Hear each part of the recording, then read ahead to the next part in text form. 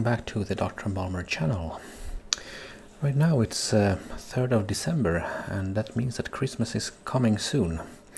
And therefore I have something special for you today. As it turns out, I have come into the possession of this electric handheld mixer from Bosch. And this is something we haven't looked at on this channel before, but rest assured that we will change that now. So long story short, I was chosen as a testing pilot for this Bosch CleverMixx 300 watts handheld electric mixer, and I was chosen through the ReviewClub website platform. And yeah, my kitchen isn't very large, so I thought that this mixer would be a nice addition to my kitchen, because from time to time I do like to bake something, or yeah, make something, bread or a cake or something like that. And this is 300 watt mixer. It's, I must say, I am a bit skeptical, because 300 watts isn't a whole lot. There are 450 and 500 watt models as far as I'm aware, for instance. So the 300 watt, well, it will be interesting to see what it can do. So will Bosch be able to defend its trademark here, or will it fall short? The mixer has sort of the whiskers here, and also dough or kneading hooks, and we will have a look at both of them, but in this instance we will start with the kneading hooks, I think, because in a moment we'll see what we'll try to attempt to do. So I haven't tested it, but let's open it up and have a look inside. But before we do that, on the other side of the box, which is a bit it has seen better days, at least it says BPA, bisphenol A free, but there are 2 stars. Let's see what that means. All parts with food contact are BPA free. So maybe the unit itself, the plastic in the unit itself, maybe that does contain bisphenol A, which is a shame if you're holding it with your sweaty hands. But let's open it up. I will try to maybe change my camera angle a bit. Hang on a minute. Yeah. So the packaging is very simple, simplistic. We got the accessory bag package with it hasn't been opened yet, so I haven't had a look yet. I will have to give this a rinse before use. So yeah, pretty simple whisks, and also dough hooks or kneading hooks. So let's put them aside. And inside we also have the actual main unit, and we sort of have one spring tension gauge here to M. We have the 0, and we have minimum and maximum. Yeah, this feels a bit plasticky, as it sounds, maybe. And it is plasticky. We have the eject button here, I suppose. But I must say that maybe 300 watts isn't much, but at least it doesn't weigh too much either, so your hand won't get tired of holding this. Maybe. We will find that out. Also we have the cable here, and the cable length, let's see if it's decent.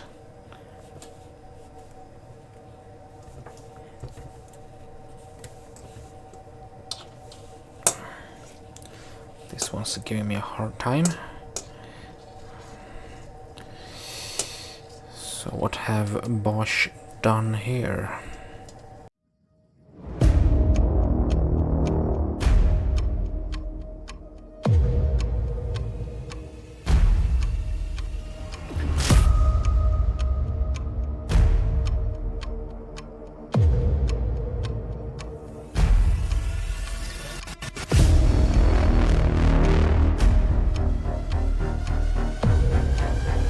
Hang on a moment, I will fix this.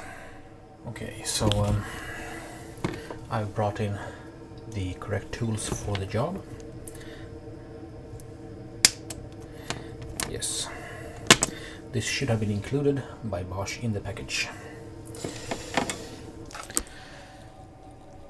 Yeah, so the cable here is not too long.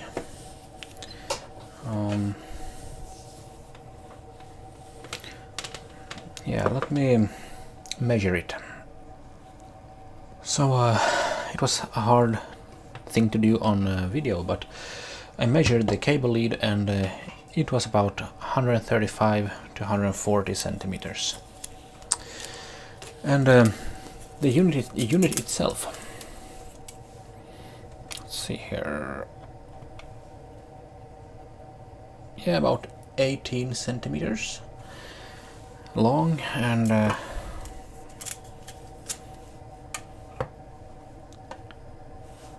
about 14-15 with the button centimeters high. And the thickness varies, but it's the thickest here, so it's about 7 centimeters thick. And while we're at it, let's actually see what the unit weighs.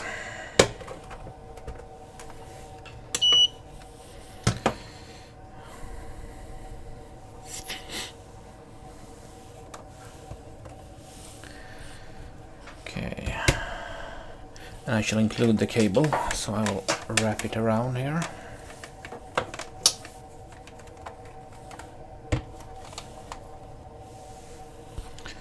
And we got 660 grams, which is 1 pound 7.3 ounces. So yeah, 660 grams, that's not a whole lot for a device like this, I believe. It does feel, I mean, very light in the hand, and the grip is good. It's plastic all the way around, but it's soft and feels nice in the hand.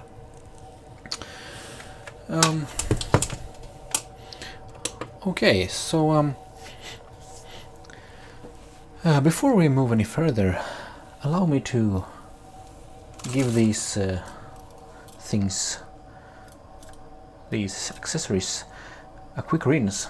And oh yeah, also there was an instruction manual also in the box, but yeah, I read it beforehand and then I misplaced it, so that's why I'm not showing you the manual, but we shall attempt to control this without the manual, basically. Okay, so I more or less remember what it said in there anyway, so yeah, let me give it a quick rinse, the accessories, that is. So now that these have been rinsed, let's try to insert them. And yeah, as the manual, which I have misplaced, read, these accessories and the whisks are both compatible with being washed in the dishwasher. So not the actual unit itself though, of course. So let's yeah, they click into place. Yeah, simple as that, I hope. So and we can see here that this one has another shape than this one. So if I press the eject button here, they get ejected. And we can see that we have a sort of a star shape here in the plastic, and this is, I suppose, where this one goes, like that, and then the other one goes right into the other one. So simple as that. Then, oops. Okay. So what will we attempt to do then? Well, let me bring this one, this bowl, and my idea is to do a sort of quark and cottage cheese pie slash cake, which my mother taught me how to do, and yeah, to her great memory, her recipe will be shared with all my YouTube friends. And so basically we start off by grabbing some cottage cheese. This is 500 grams. I should have my scales here, perhaps. Hang on a moment. So 509 grams with the packaging on. 510. That's 1 pound 2 ounces. Then we will also need some quark, I believe it's called in English. In Swedish it's called kasella here, or kvarg, but quark. And yeah, this is with a vanilla flavor, so it's a bit sweeter and it has a vanilla flavor, so you won't have to add that manually into the cake itself. It will be sort of a cheesecake. So 9.3 ounces or 264 grams. This one, let's see here, says 250 grams, so it's with the actual bucket here.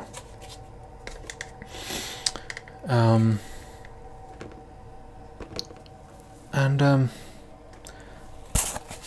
some chia seeds.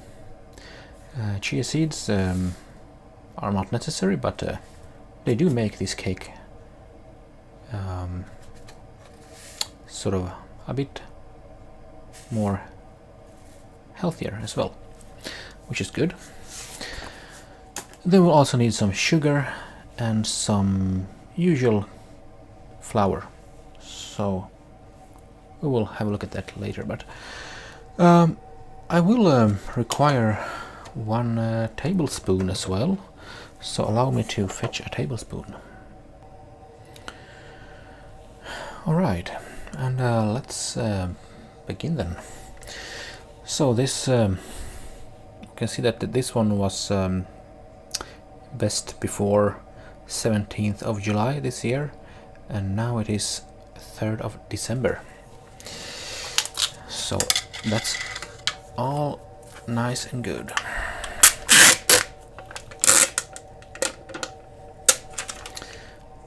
This looks yummy, and we will empty it and fetch everything with the spoon that stays in there.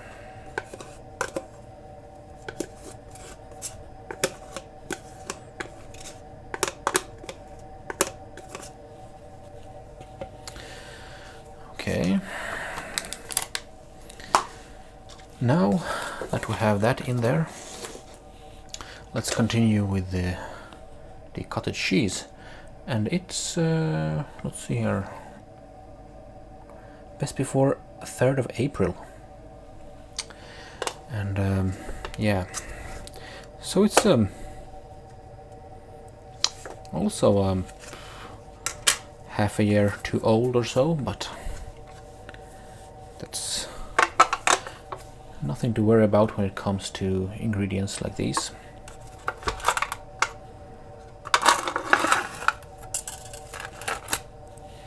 Usually, I should say. Don't take my word for it.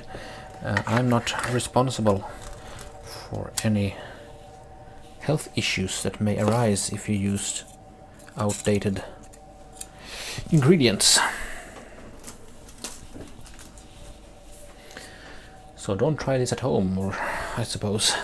Let me just, there's some fluid in here that's accumulated. Let me just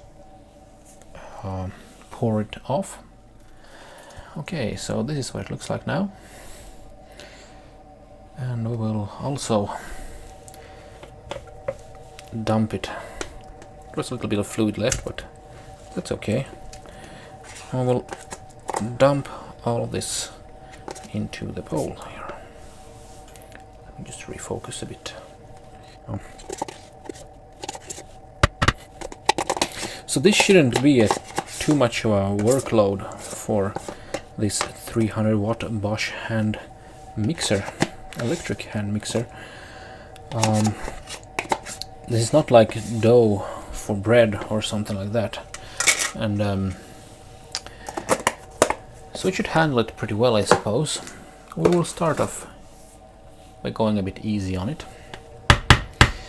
Right, and usually now I would mix this with my spoon, but now I won't have to, hopefully, because now I have a Bosch mixer that I can use.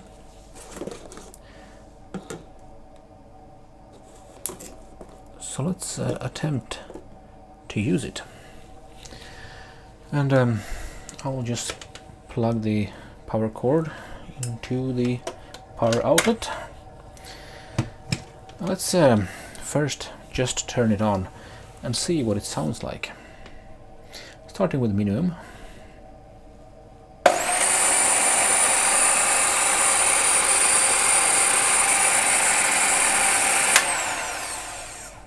Yeah, not too bad. The sound isn't overwhelmingly loud, but let's try the maximum setting.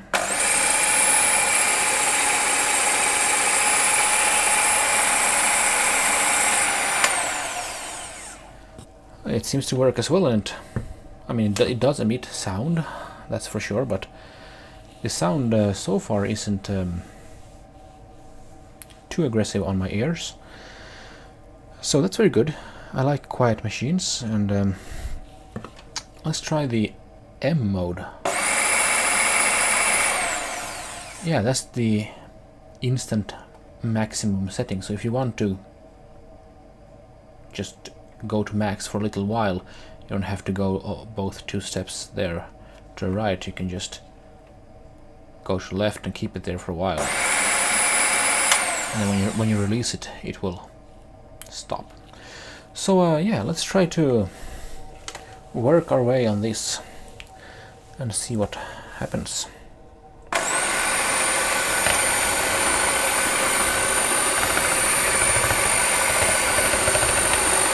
We basically want to mix these ingredients.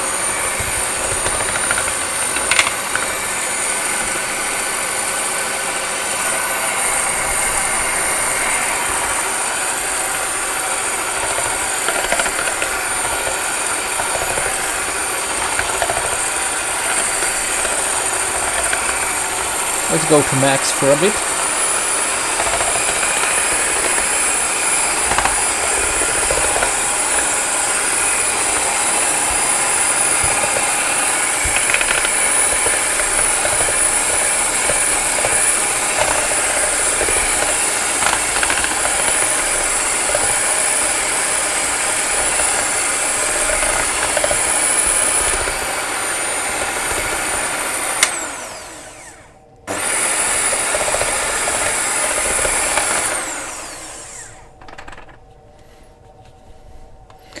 So yeah, I believe we have mixed this pretty evenly. Let's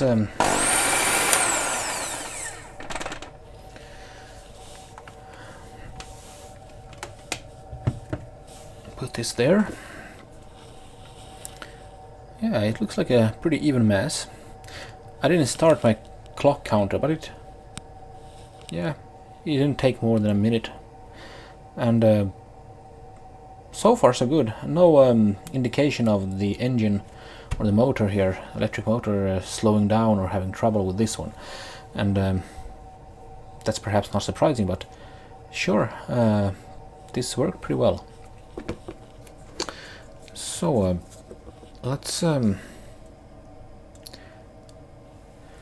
continue. And oh yeah, I forgot to mention eggs.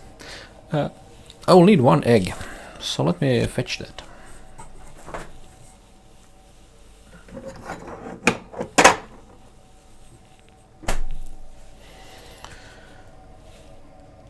So we have a beautiful egg here. Let's crack it open and put it inside.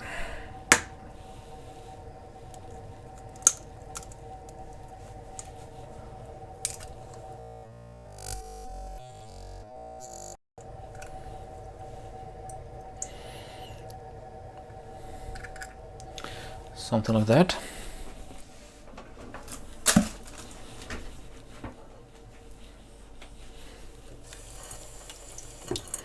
And also I mentioned some sugar and stuff, but let's for the fun of it, let's mix these eggs, or it's just 1 egg. So.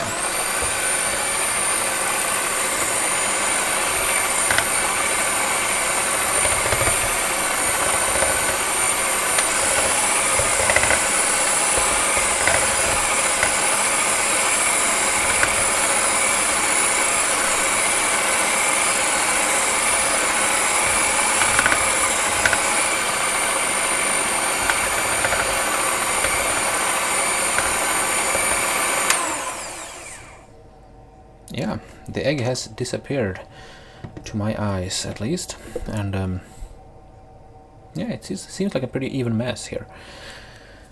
It took about 25 seconds or something, which is fine. Now we shall acquire some sugar as well. So let me bring that in, and I will fetch a new spoon and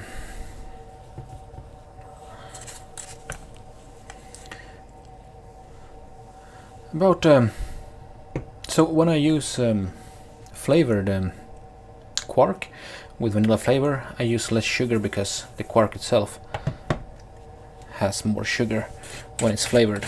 If you use natural quark, then 3 tablespoons of sugar, 2.5, 3, or 2 tablespoons if you're using, for instance, vanilla flavor like I'm currently using.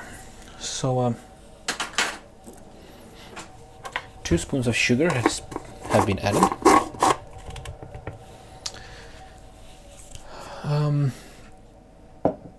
Yes, so let's mix this. So I'm not sure if I should use these hooks or if I should have used the whisks, but I think that whisks would have been too aggressive on this one. I don't want to whisk it, I want to sort of stir it. So let's do this.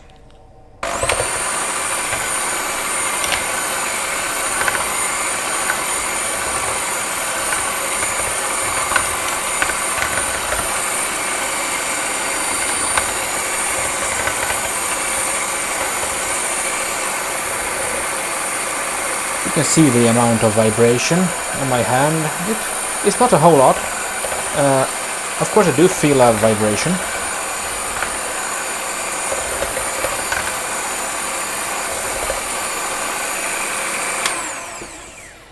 Yeah, in case that wasn't picked up by the microphone because of other sounds from the end motor here, the unit emits some vibration, of course, when it's on, but and I can feel it in my hand, of course, but it's not any huge amounts of vibration, so it's pretty nice in that regard. Now that I have mixed in the sugar, 2 tablespoons of sugar, we shall also add some flour. So let me fetch that. I have fetched this big jar of flour. It's just standard flour, and I will just, you know, add it until the consistency and texture of this mass is not so liquidy.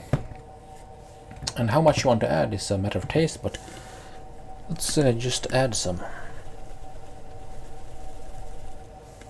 We'll start off like that, and then we'll mix it, and then we'll see what kind of consistency we get.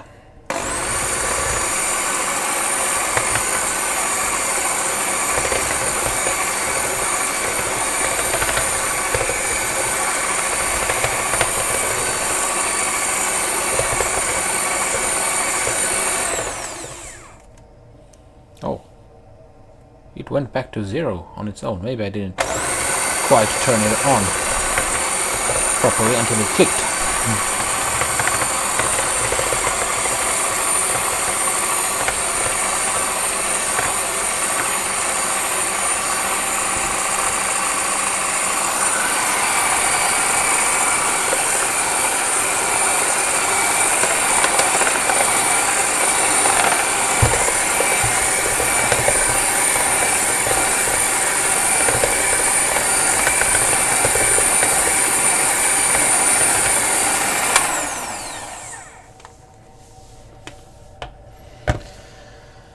So the consistency has started to thicken a little bit, but it's still a bit, yeah, a bit liquidy. Let's add a little bit more.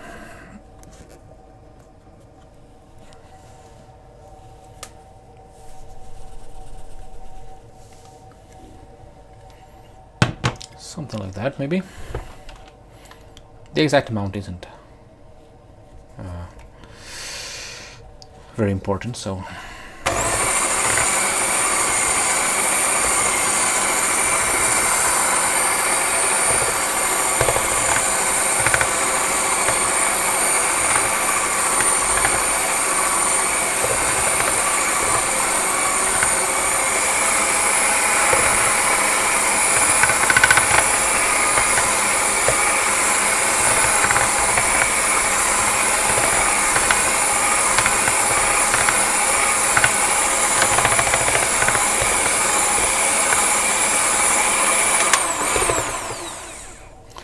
So I can see that it's mixing alright, but it's a lot more solid here in the middle and a more liquidy here at the edges. So I'm having a little bit of trouble getting that into the middle and making it mix with all of this. So we'll try it for a little while longer.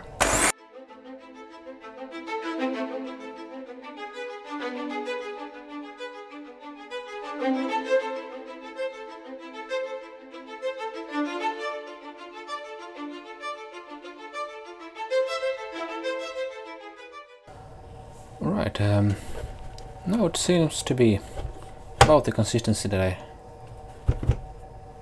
texture and consistency that I was trying to achieve. So, you know, it's pretty, yeah. It's making some resistance when I move around with the kneading hooks, but not too much. And yeah, I almost forgot. Let's add the chia seeds. And also I will now set the oven to 175 degrees Celsius. And yeah, I'm using the hot air function, and then 175 degrees, and let that warm up a bit. And as far as the chia seeds goes, I will just pour some into the bowl here, so not really measuring any specific amounts, but just, you know, something like this, and then we will mix it once again.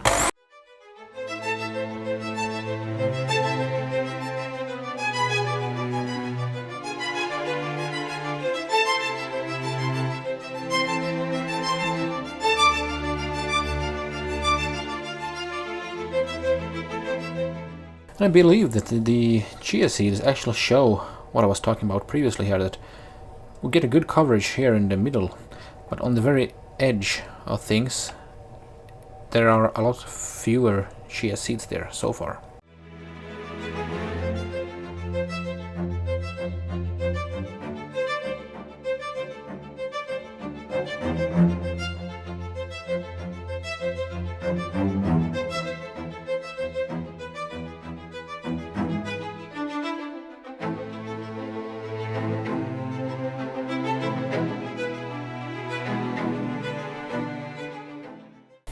Fair enough. So I would have liked to see actually on this unit, when I'm placing it down here, first of all, the cable goes beneath it automatically, which annoys me, but also there are no rubbery feet here.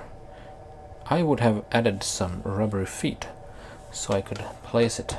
You see what happens? I place it down and the cable is right there, so I have to,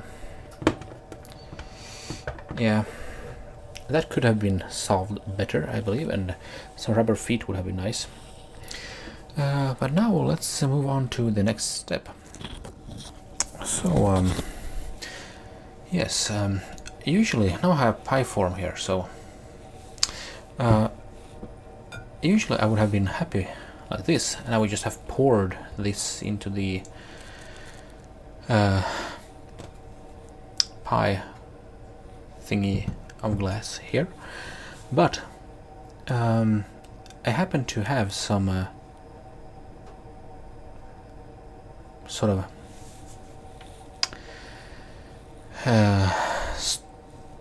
store-bought dough, so we'll use that. But before that, let's disconnect these ones. So I will press the eject button here,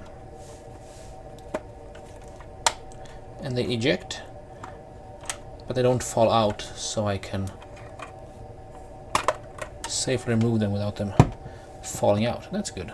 Maybe I should have removed the power cord before, but not to worry too much. Let me just put these aside.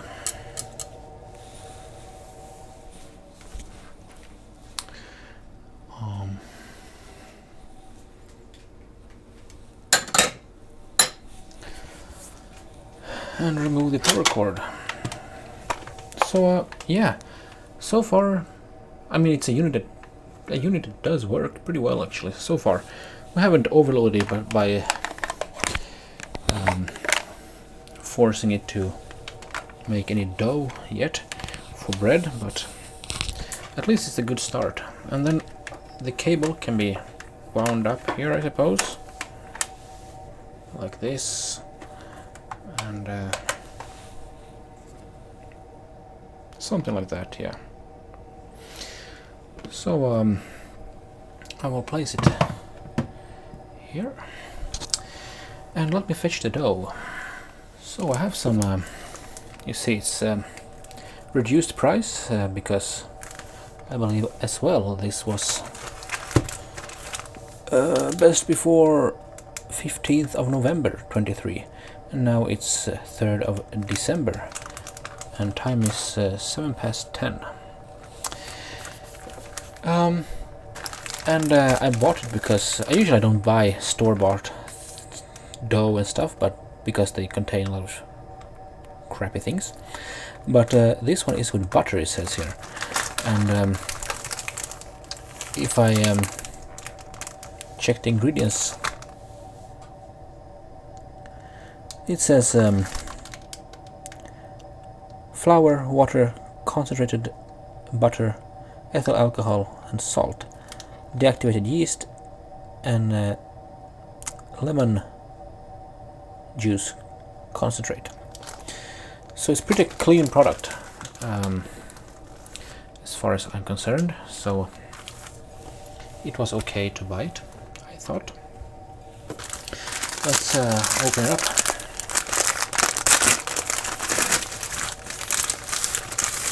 And it's a pie dough, so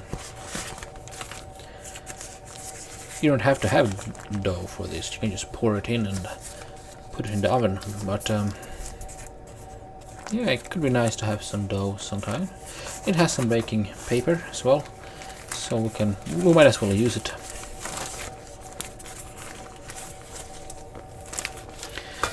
You know, because usually these type of products have palm oil and stuff like that. Those we don't buy, or I don't buy, and I personally cannot recommend. They're not good for you. As far as I'm concerned, they have several very unattractive health implications. So I will just make this fit to the shape.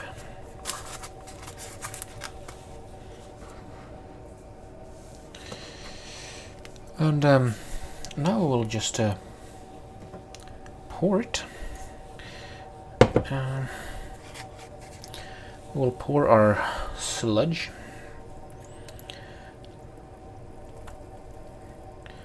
Right in.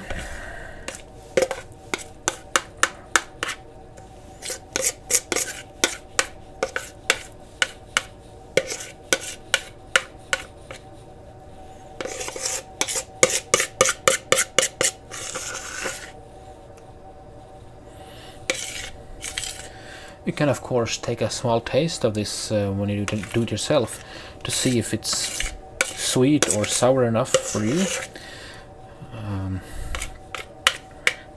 before you put it into the oven.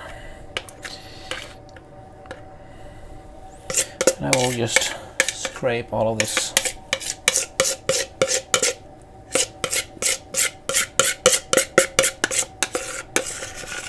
And I don't see any flour residues, so the mixing seems to have gone pretty well, I believe.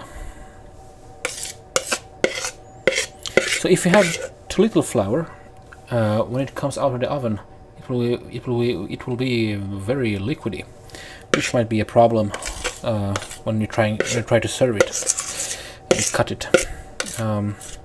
So yeah, but I don't have any exact measurement on the amount of flour to use.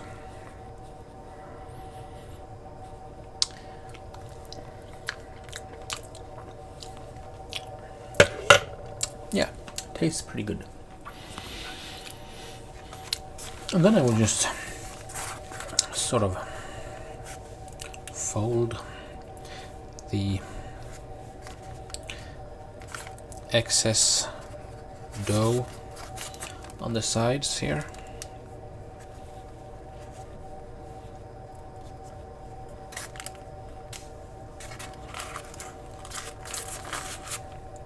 So to be a semi-closed, semi-sealed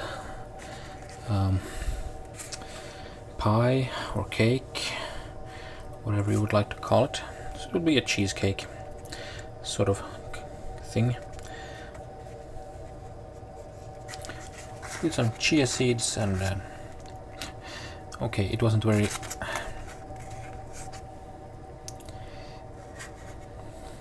I'm a man of symmetry, but I must admit that I have seen better symmetries than this. However,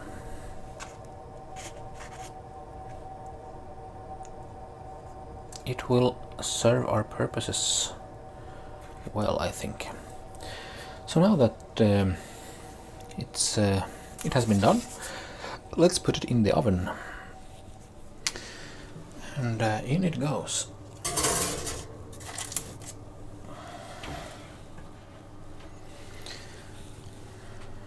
Oh.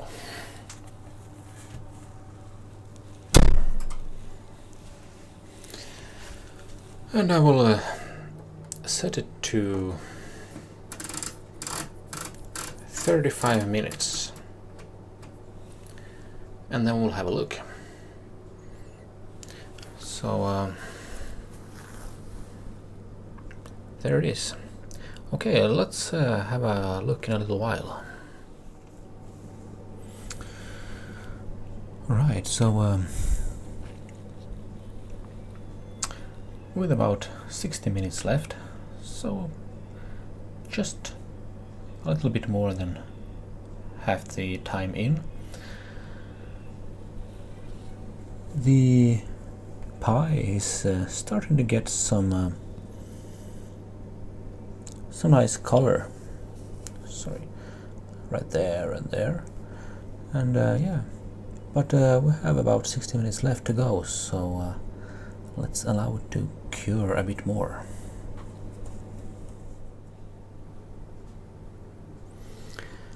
So 35 minutes have passed, and the pie looks pretty nice actually. So let's pick it out of the oven. So now that it's out of the oven, it does look pretty nice actually. So let's cut it up and look what the consistency is like. So I will first cut it in half.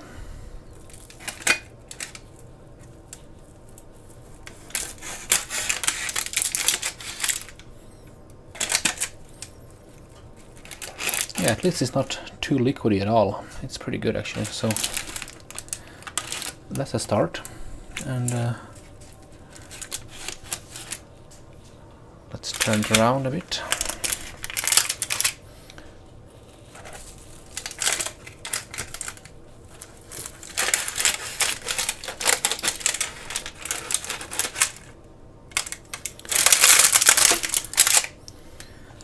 Maybe we can cut it one more time.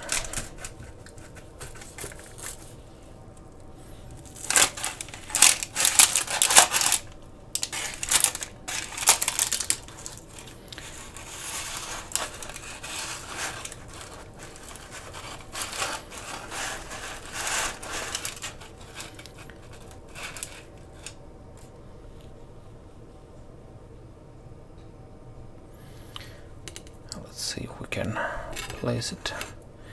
Well, I didn't get it centered enough, but we can adjust it. So something like that. It looks squishy and nice. It smells very good actually as well. So let me have a taste. I will just fetch a little teaspoon. Take a bit of the crust and a little bit of the gooey stuff.